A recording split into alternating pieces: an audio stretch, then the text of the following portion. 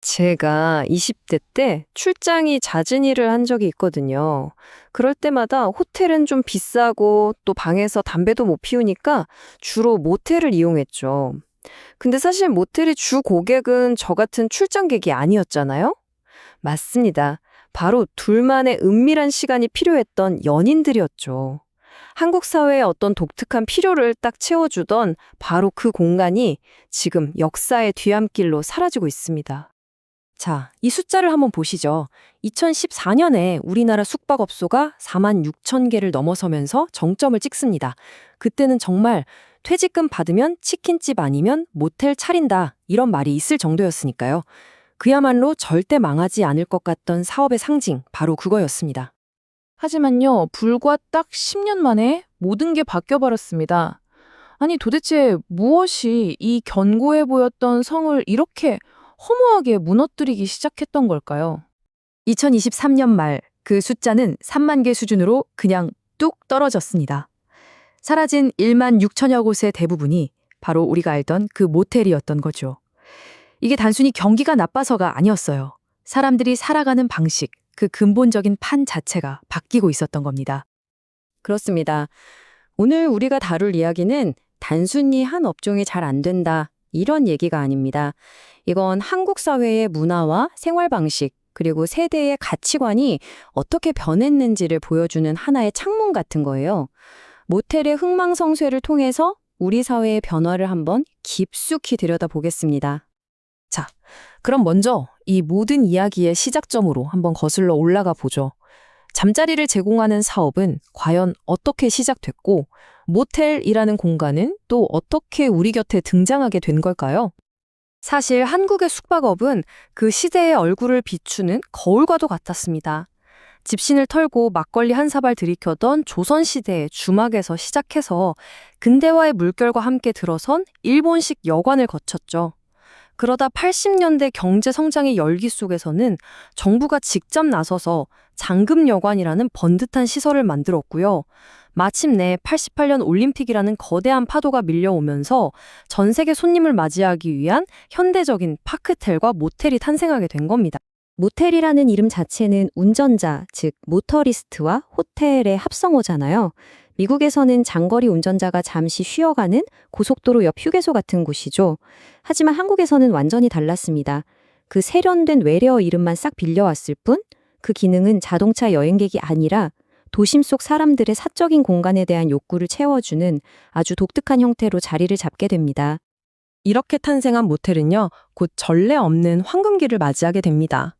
한국 사회의 어떤 특정 수요와 기가 막히게 맞물리면서 그야말로 불황을 모르는 산업으로 성장하게 된 거죠.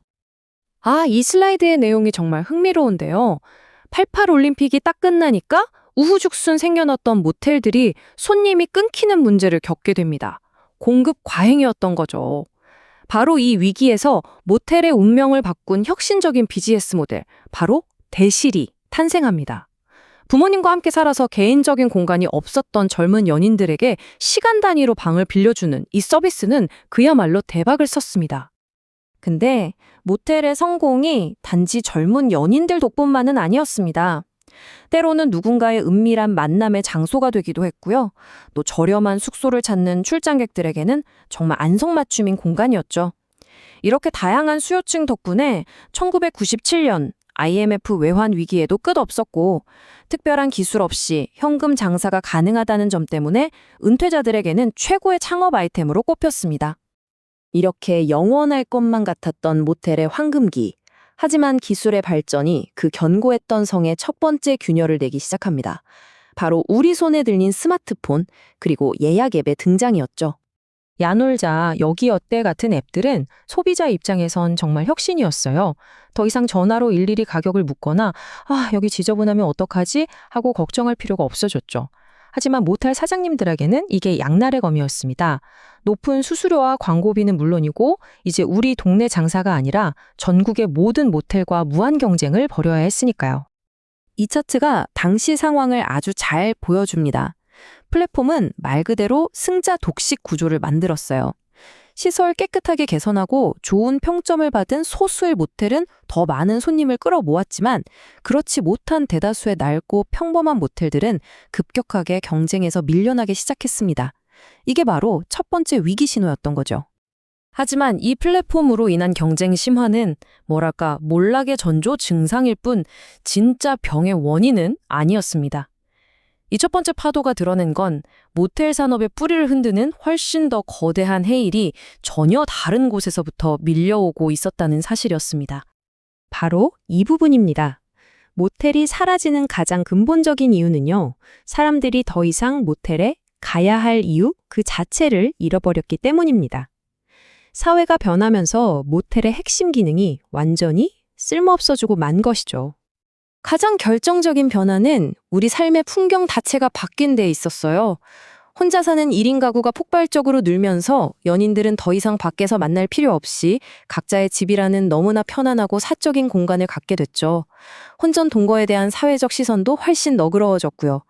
결국 모텔의 존재 이유였던 은밀하고 사적인 공간에 대한 수요가 그냥 뿌리째 증발해버린 겁니다.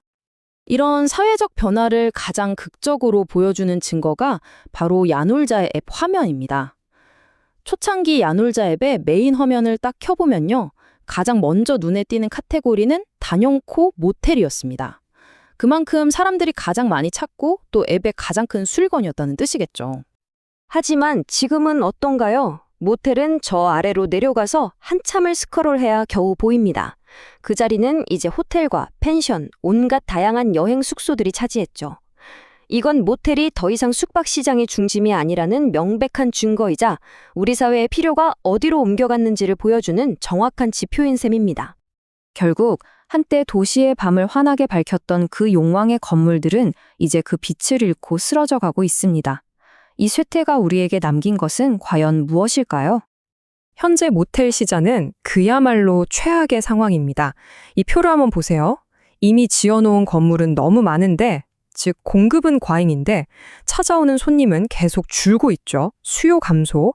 그런데 그나마 오는 손님도 플랫폼에 수수료를 떼어줘야 하니까 수익성은 악화될 수밖에 없는 말 그대로 총체적 난국에 빠진 겁니다. 결국 이런 상황은 거리의 풍경으로 나타나고 있습니다. 폐업 후에 새로운 주인을 찾지 못해서 흉물처럼 방치된 모텔 건물들이 점점 늘어나고 있죠. 이건 이 산업의 미래에 더 이상 누구도 투자하려 하지 않는다는 가장 차갑고 현실적인 신호입니다. 오늘 쭉 살펴본 것처럼 모텔의 몰락은 단순한 비즈니스의 실패가 아닙니다. 1인 가구의 시대, 개인의 공간이 중요해진 시대, 새로운 세대의 가치관을 더 이상 담지 못하고 과거의 유물이 되어버린 한 시대의 종언을 의미하는 거죠. 그렇다면 이런 질문을 던져볼 수 있겠습니다. 지금 우리 세대가 열광하고 우리의 욕망과 필요를 채워주는 이 공간들은 과연 영원할까요? 훗날 우리 시대가 끝날 때 우리는 과연 어떤 공간을 유물로 남기게 될까요? 한 번쯤 생각해 볼 만한 문제가 아닐까 싶습니다.